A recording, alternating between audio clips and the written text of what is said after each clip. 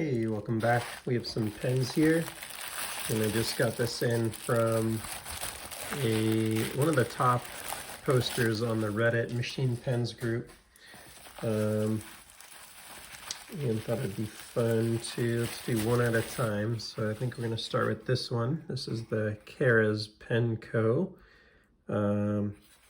They are based out of Mesa, Arizona. Don't know all the details. I don't know if every part's made domestically or not, but yeah, one of the top posters on Reddit had this and caught my eye with the design. Wow, thicker than I was expecting. It's even thicker than a tactile turn. To put this in perspective, here is a smooth precision pen. So I would say this is probably a 40, probably like a 40 diameter if I had to guess.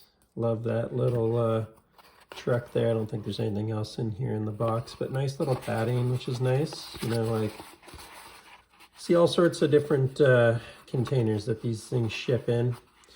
And this is aluminum. I think they're like $70 or $80 new. It's very, very light. I'm excited to weigh this because it feels so light, but also substantial. Nice polished finish on it. I'm very impressed so far. Oh, action is super smooth too. Wow, this thing is nice pocket clip on there. This is a nice pen. Not really sure what I'd call that finish, but almost like it has like a little Cerakote on there that's polished or something. 0.845 ounces. I was expecting it to actually weigh a little less. It feels very light in hand. Surprised that it's almost as much as this given how it feels. It feels really light. That's interesting. Wonder why it feels so light, just maybe because of the thickness. The weight based on the thickness you would think is more. The action is really smooth, really smooth. Now I'm kind of curious what all is in here. Like, how's this thing put together? Let's get the scale out of here. Got a G2 refill, so that definitely helps keep it light. The mechanism kind of looks like it's maybe also aluminum, but hard to say. I'm not a big fan of the threading being like halfway up the pen. That's probably like my least favorite thing about this one so far, looking at it. Just that being there, but yeah, overall, this is just really impressive. Where does...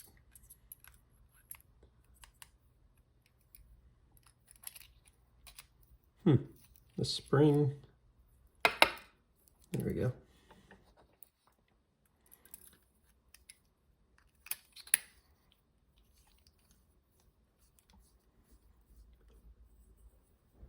And I imagine if you even got a lighter spring in there, it would feel even better. Just because it's so smooth. Let me see if I can throw one in there and see what I think. I'm super impressed with this pen. I mean, it doesn't feel like it does feel a little bit like a cheap metal pen. It's aluminum and stuff. If they made it in titanium, I think it would feel a little more quality. But it's like definitely a grade above what they give you at like a work conference for free or something like that, but also not like a huge grade above that. See if I can bring out some spring alternatives. I'm gonna assume that's pretty much the same there, but maybe one of these might work.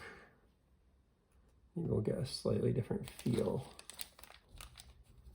So I think this one I have here is a standard G2 spring, but let's see if it changes the feel at all here. And then I'm going to try and make one of those work. It might be a little too thin, but it's worth a try. That is not easier. If anything, that's harder.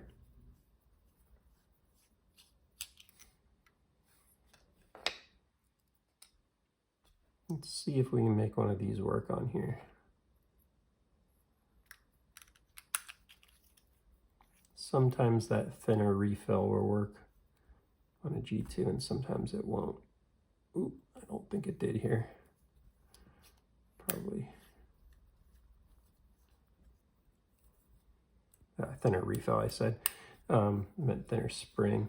I think what might actually work really nicely here would be to put a Parker in here with this spring. Let me see if I can grab one really quickly.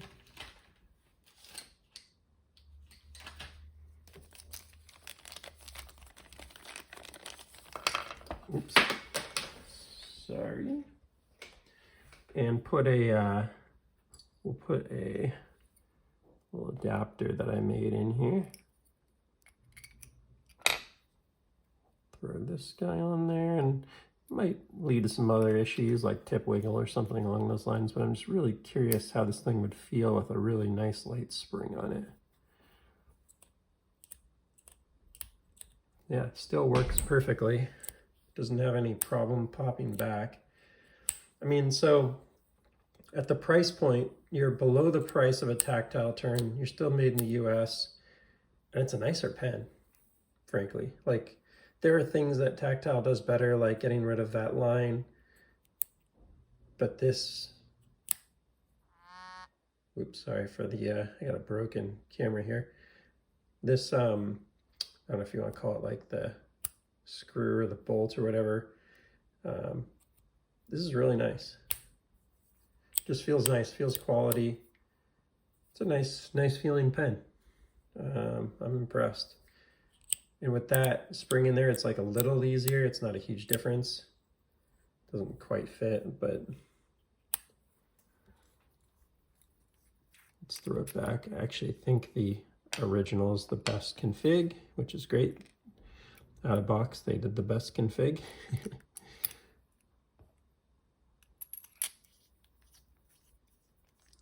So having a little more feedback sometimes feels better. Yeah, and that just feels really nice.